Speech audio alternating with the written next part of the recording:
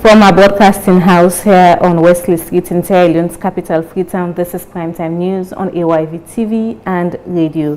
You're watching us on channel 33 and listening to us on frequency modulation 101.7 and on DSTV channel 399. I am Zulayat Hamid. Let's start with tonight's headlines. Minister of Basic and Senior Secondary Education says more than 1,000 withheld NPSC results were to be released today. I'm pleased to say over 1,100 of them should be released tomorrow. President of the Sierra Leone Teachers Union raises concerns over the amount allocated to schools as government subsidies. For example, the worst sector is the primary sector. How much does 10 leons per child per term. 10 leons, which you cannot give to your child now for lunch. And former AYV Miss University and Miss Sierra Leone 2026, Mariam Kone, ranked 8th in the Independent Africa Power Ranking for Miss World 2026.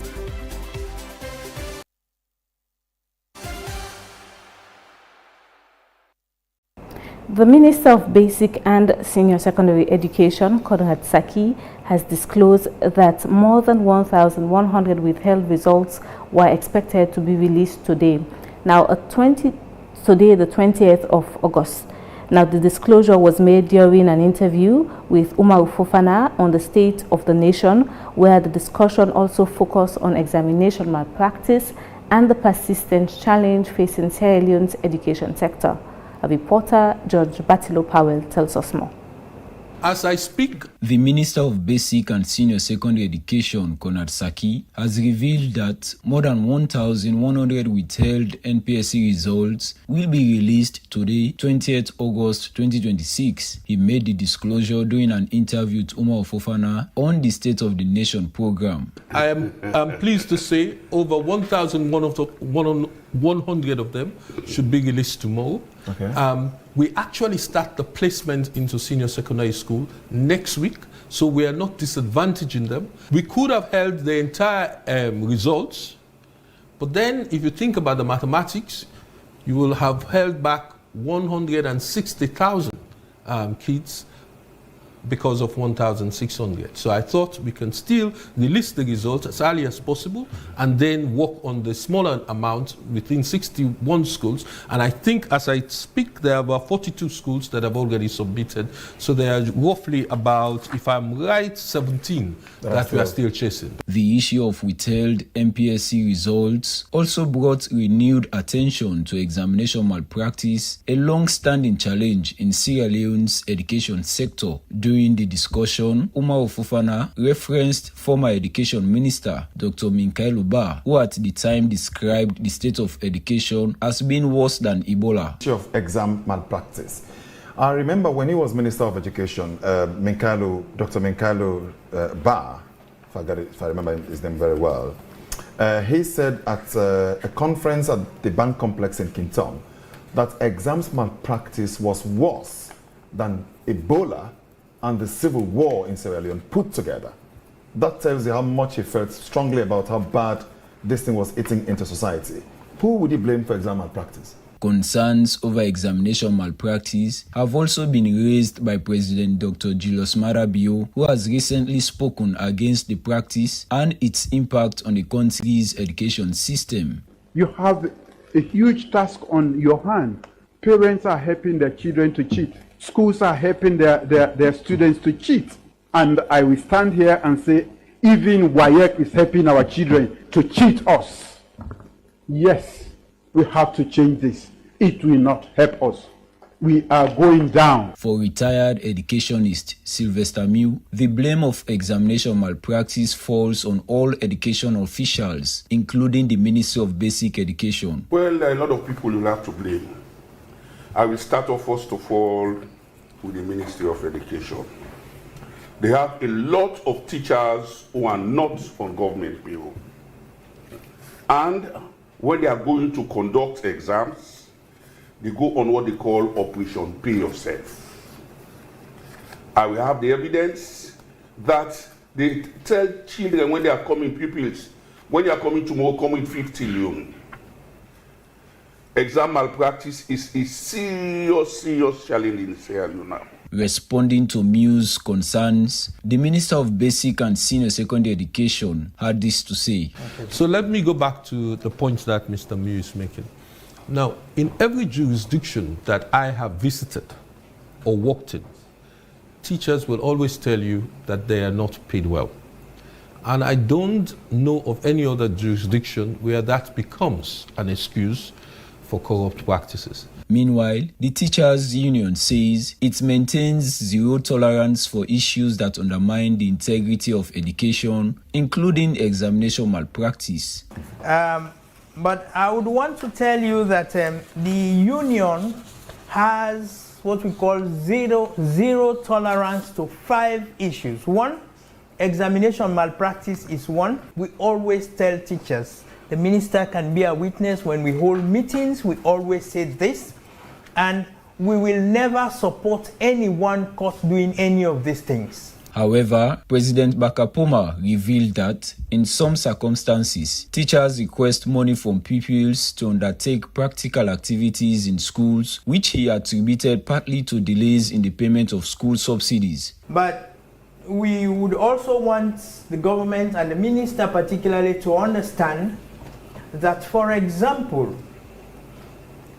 a district like Karine, you have schools scattered all around, or every district. How many laboratories are there in the first place? Science labs. Science labs. And you would have, like, for example, 10, 15, 20 schools having like 2, 3 laboratories or 4. So pupils would have to move from one area to the other. Transportation, feeding, lodging for them to come and take the practicals. And that was one reason why some schools organized with even the district directors being involved and informed about that.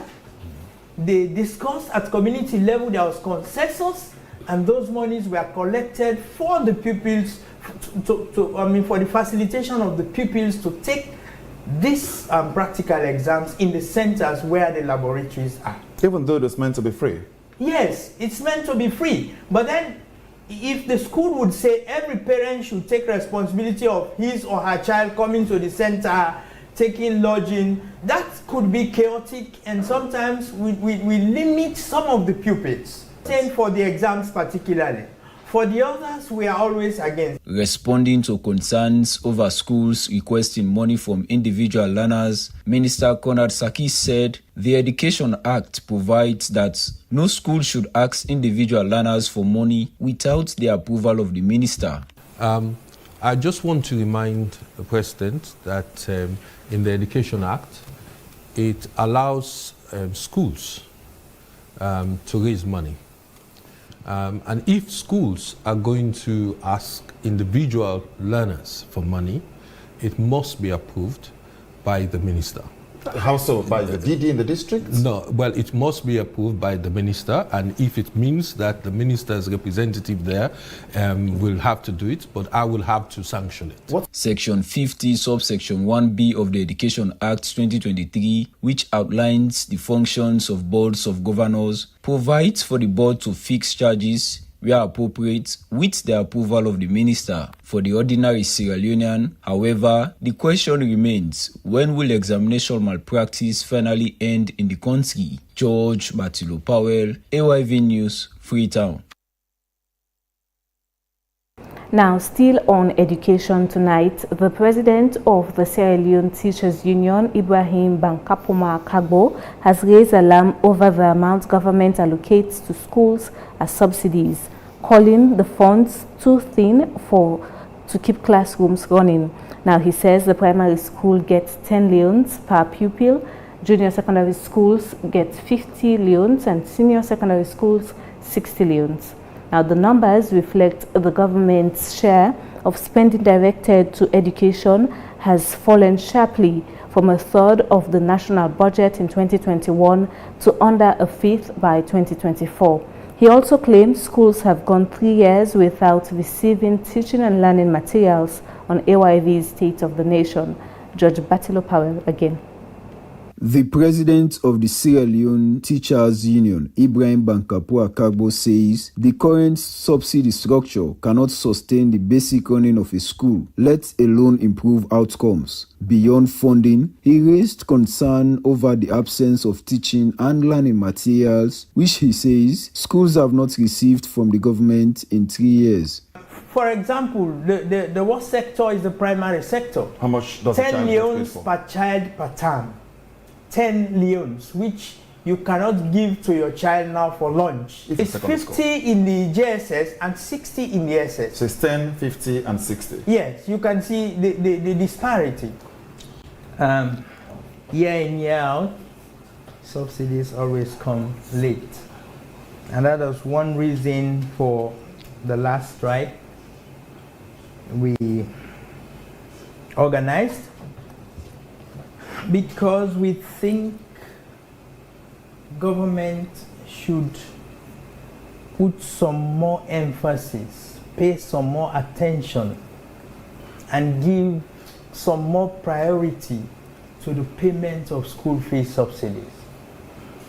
The reason being, this is the only source of income for the schools. First of all, that one for the last 3 years, schools have not received supplies, teaching and learning material supplies for the last 3 years. 3 years? Yes. Retired educationist Sylvester Mew echoes the concern, calling the subsidy levels a disservice to teachers and to the sector as a whole.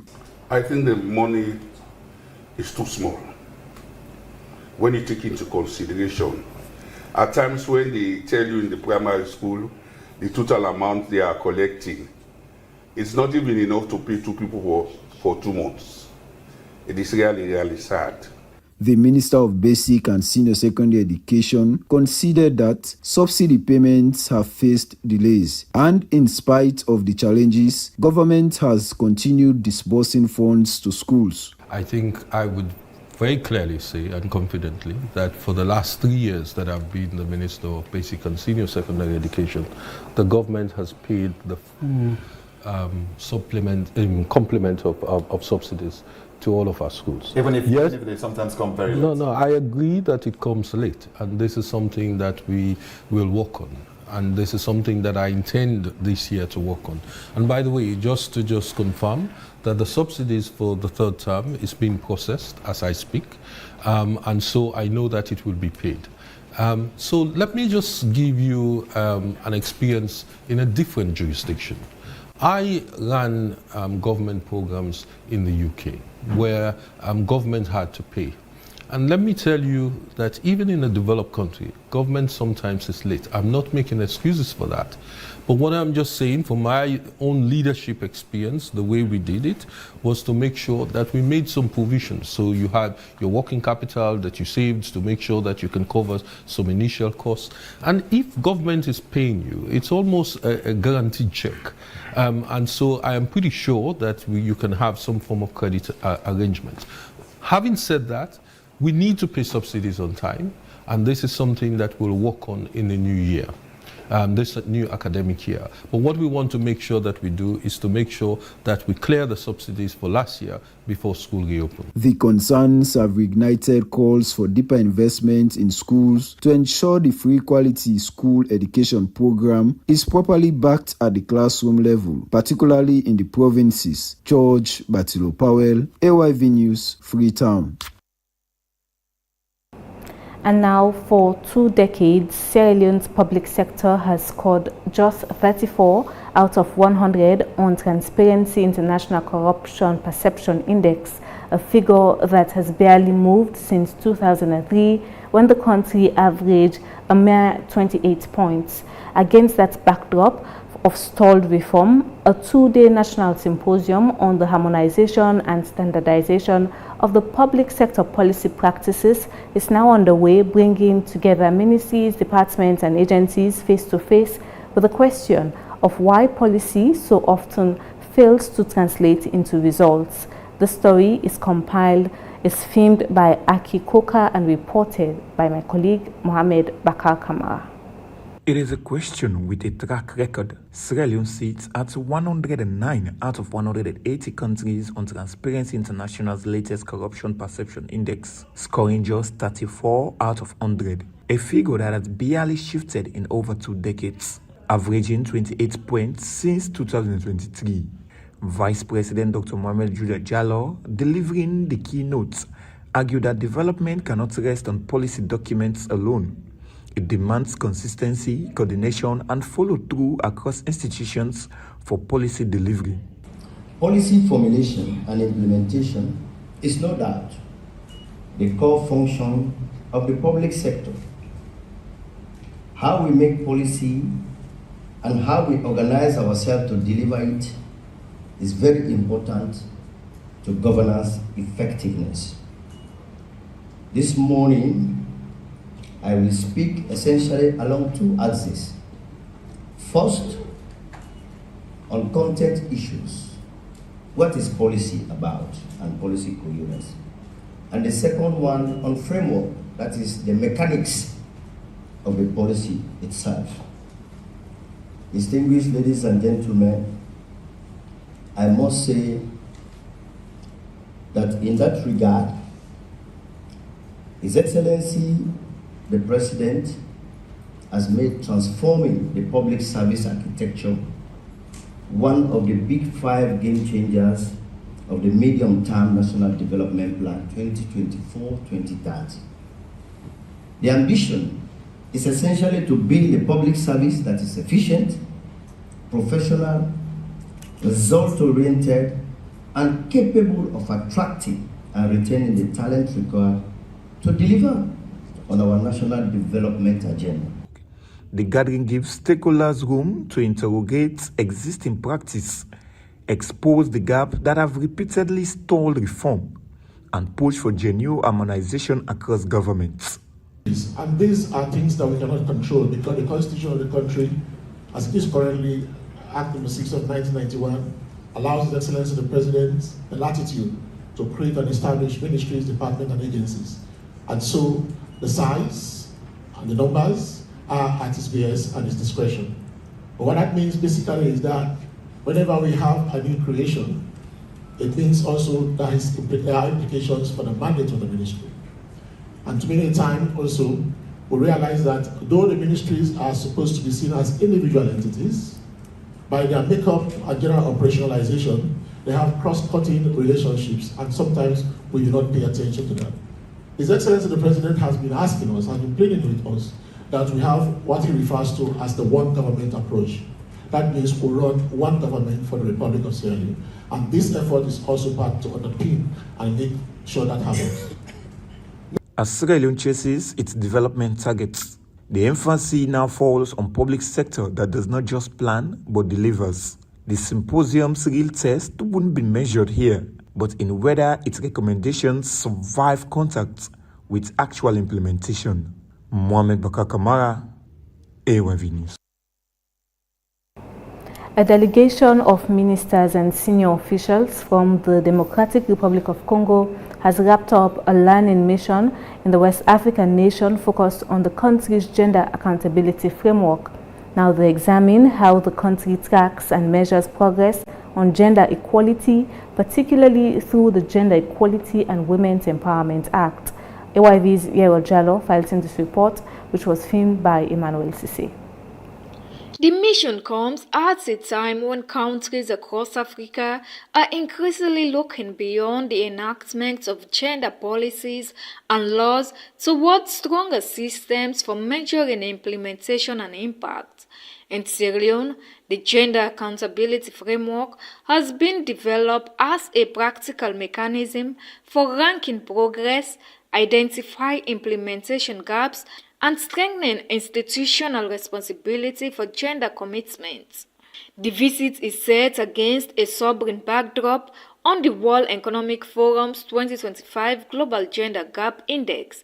Sierra Leone fell 32 places to rank 112th out of 148 countries, one of the steepest declines worldwide for the Congolese, delegation. This visit offered a close look at how gender commitments are converted into action and moving beyond simply passing gender laws towards building systems that can measure whether those laws actually work.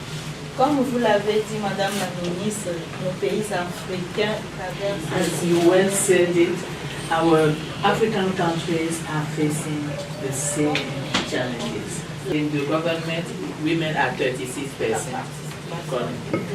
And we are revising the strategy for political participation of women. Our goal is to create, to institutionalize the investment in the progress of the women in governance and politics.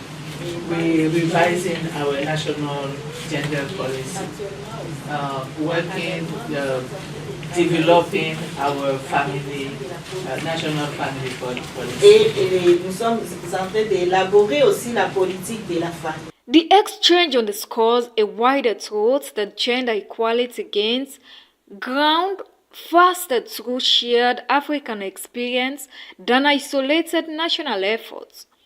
What Sierra Leone and DRC learn from each other could expose exactly where implementation continues to falter. It's an honor to have people come visit your country to share experiences. And for the takeaways from this particular meeting and engagements that we have, DRC COVA has also done a great deal in terms of ensuring there is protection for women and children. We want to see how they have positioned themselves as getting the positive masculinity clubs within their gender ministries and directorates and in the provincial areas. Another key takeaway is the financial inclusion or the economic empowerment for women. I think they have done a great deal, so we want to see how we can learn from them, because you cannot empower women to know their rights when they are not financially or economically strong to advocate and also take charge of those rights. These are for me the key takeaways. This mission is one strand of a broader regional push to speed up gender equality commitments across Africa, but its conclusion carries a blunt warning that political will alone hasn't closed the gap and won't. What's needed is measurement, exposure of failure, and institutions held to account.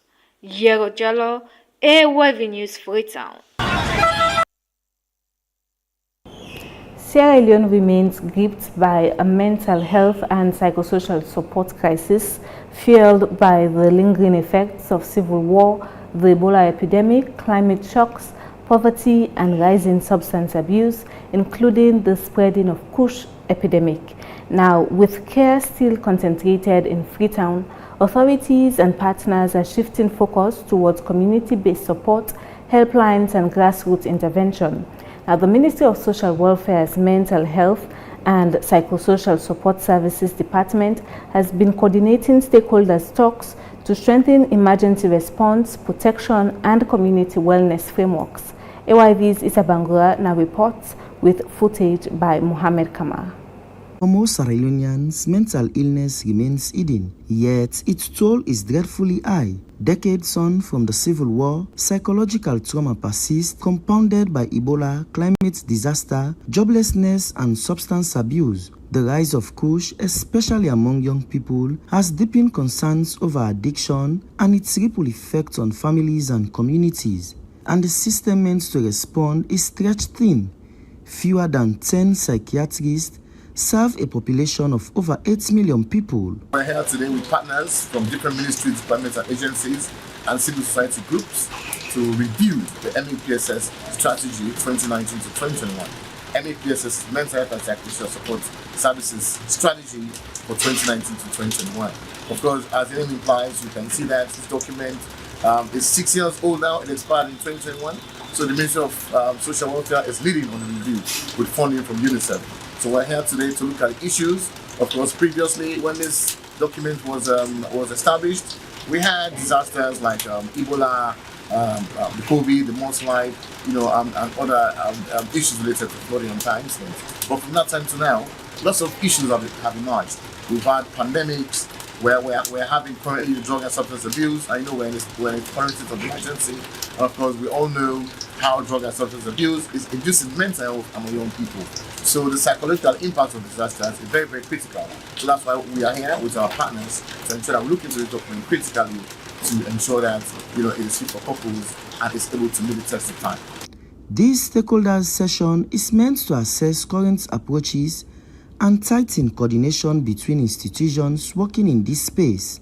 Talks centered on emergency response, protection pillars, and building sturdier community-level wellness frameworks. This document was established or was strategized last year, but coming again this year to evaluate or to look back, we've highlighted some errors or some important key things that were left out. Example, we find out that the document was only focusing on the set of group of people like the children and the adults. But sitting here today, we've decided, all of us partners, we've decided to add youth as well, because youth itself is a different set of people. So it's very important to pick that out, and also to strengthen these existing laws, not only to make the laws but to strengthen them. The review meeting is very important, and it is something that is long overdue, because we are supposed to have this review meeting in 2022. The final and strategy developed, but it's better late than never. So we believe that when we are talking about mental health, we also need to talk about kids, because for instance, we have what we call the social emotional learning that we are trying to roll out to be a national curriculum, in which we believe that children learn better when they play. It's like play-based learning. As Sierra Leone confronts mounting mental health pressures, stakeholders insist progress hinges not just on training more specialists, but on bringing care within reach of ordinary communities, ensuring treatment that is timely, affordable, and delivered with dignity. Issa Bangura, AYV News, Freetown. You're watching and listening to Primetime News on AYV Television and Radio. Stay with us for more stories.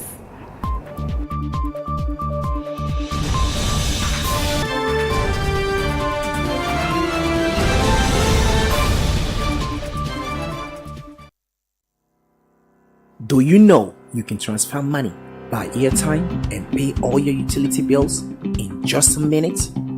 You can have access to your accounts anytime, anywhere. Welcome to the world of fast and easy GT Wall. With the GT Wall, you can transfer money from one GT Co account to another, pay utility bills, get account statements, get airtime, and check your balance. With GT Wall, you can buy Exa anytime, anywhere. You can go to App Store or Play Store on your iPhone and Android devices, download the app, and enjoy. GT Co. Wouldn't you rather bank with us?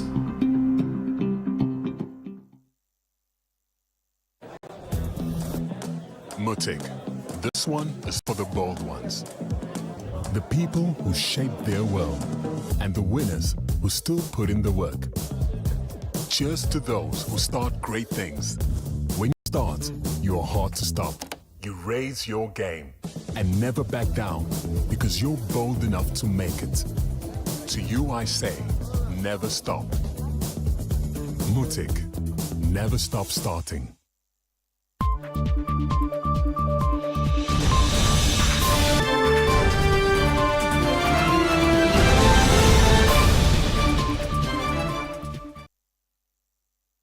Welcome back. I am Zulayatu Hamid and this is AYV's Primetime News. Thank you for joining us tonight. Let's take more stories. Now, climate change impacts are becoming increasingly visible in Sierra Leone, with many communities facing the growing effects of flooding, extreme heat, and other environmental challenges. Now, in Moiba community, residents have long struggled with these climate-related difficulties. However, beyond the challenges, the Sierra Leone Urban Research Center has constructed and handed over 4 houses to vulnerable residents as part of efforts to improve their living conditions. AYV's Ibrahim Ramadan Jallo has the report. More than half of Sierra Leone's population lives in poverty, a situation driven by years of economic challenges, inflation, and infrastructure deficit. This is Moiba community, home of hundreds of residents struggling with poor living conditions. For many people here, daily life remains a challenge as several houses are in a state of serious disrepair, leaving families vulnerable, especially during the rainy season. Among the residents is Aisata Manzari, a mother of 2. People are all down by them.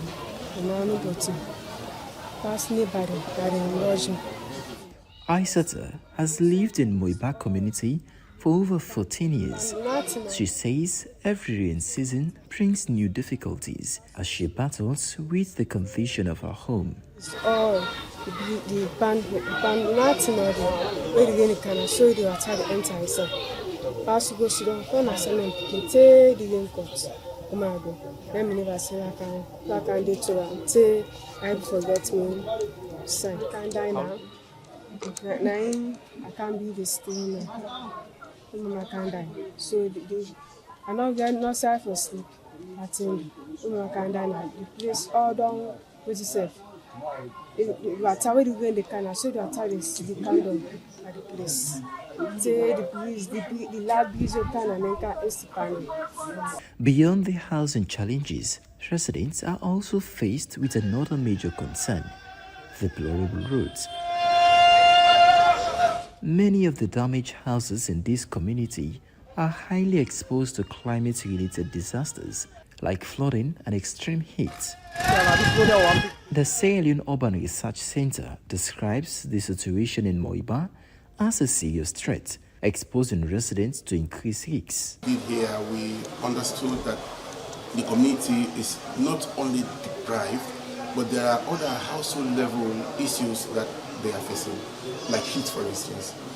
In all the houses we interviewed, it came out strongly that heat was disturbing them. People were losing sleep as a result of that. Also, leakage of those houses, and even the structural conditions of the houses were a huge challenge.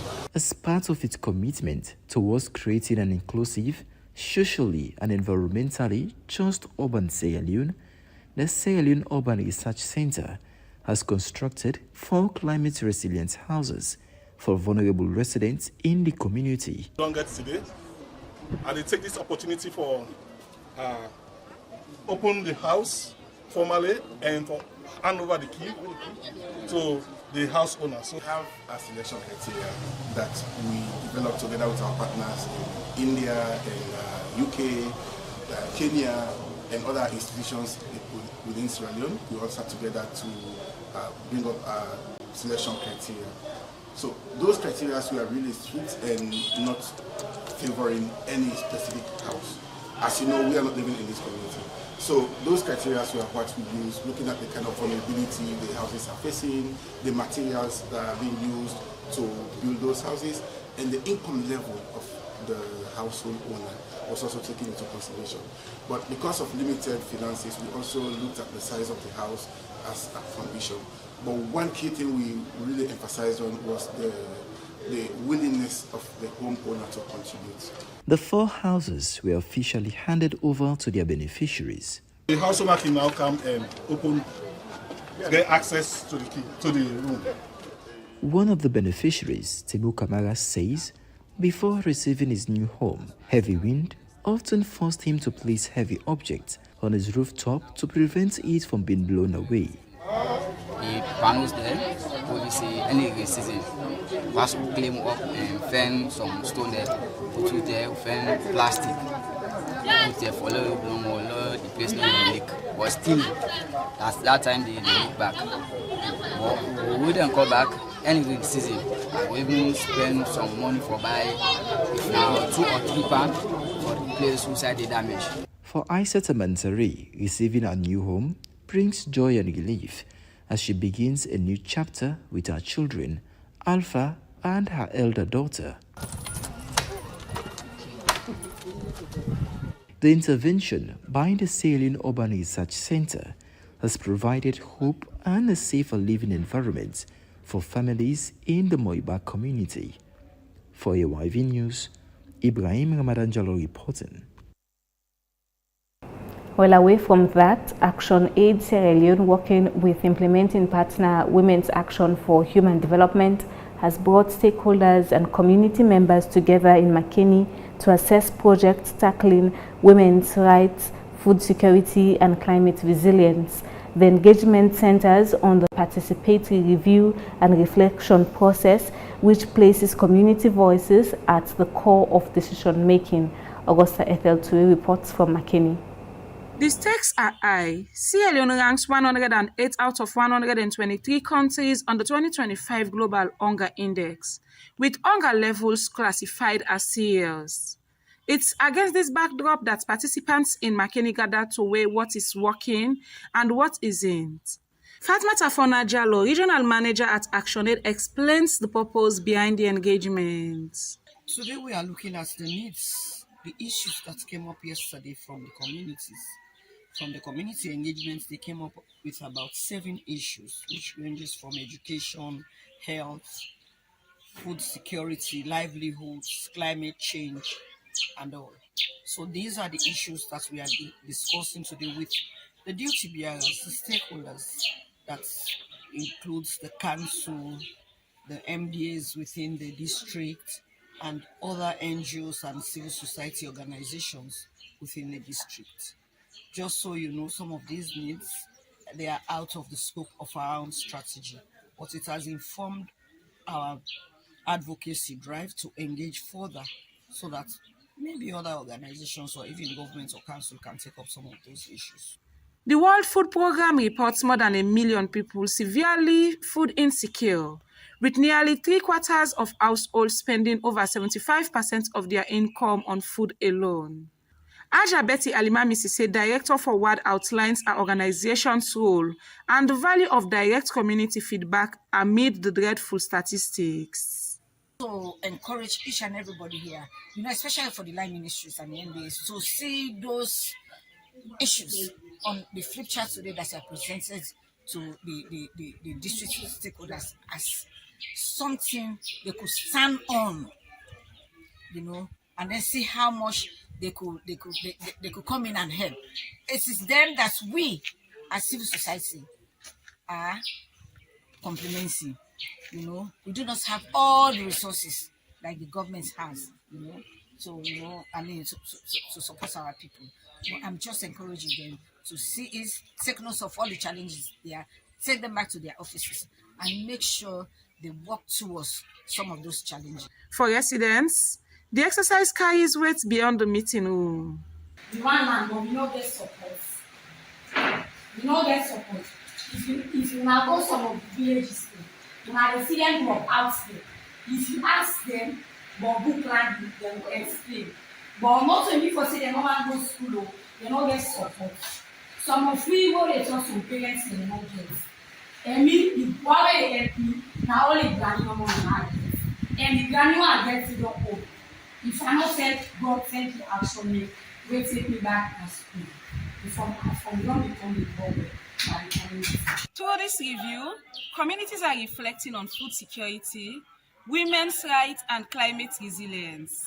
Their voices will guide the next phase. Augusta Ethel Ture, AYV Primetime News.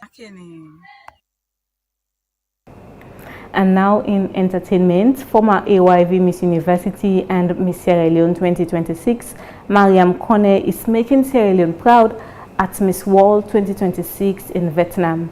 Now, with her poise, confidence, and impressive performances, Mariam has been ranked 8th in the Independent Africa Power Ranking for Miss World 2026.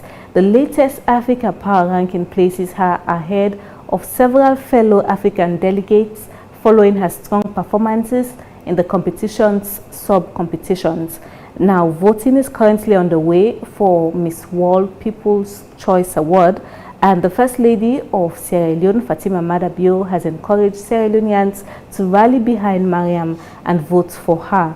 Well, every vote can go a long way in helping her advance, potentially bringing the crown home. To Sir Solomon Yomba, who is ready for the latest in sports. Good evening, sir. Good evening, Zulatu, and thank you for having me. Now for sports, this evening on Primetime News, Sierra Leone's under-17 national team, Sierra Stars, have commenced preparations for the upcoming WAFU A under-17 Africa Cup of Nations qualifiers in Senegal. The tournament is scheduled to take place from the 7th to the 20th September 2026, with teams competing for qualification to the under-17 Africa Cup of Nations. Here's more. Preparations began with regional trials, in which all 5 regional football associations took part in identifying promising young talent across the country. The trials were organized by the SLFE Technical Department as part of efforts to assemble a competitive squad for the qualifiers. Following the successful completion of the regional talent identification process, the selected players have now assembled to begin training ahead of the tournament. Sierra Leone have been drawn in Group A alongside hosts Senegal, Mauritania, and the Gambia. The Sierra Stars will now intensify their preparations as they look to represent Sierra Leone strongly on the regional stage and secure a place at the continental finals.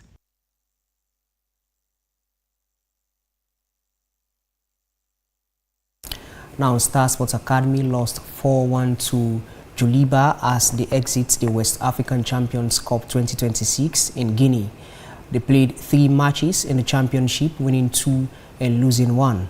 The tournament is serving as a vital preparations for the teams ahead of the CAF Interclub qualifiers starting in September 2026. Star Sports Academy will represent Sierra Leone in the CAF Champions League qualifiers, where they've been drawn against Gambian champions AS Medina United in the first preliminary rounds.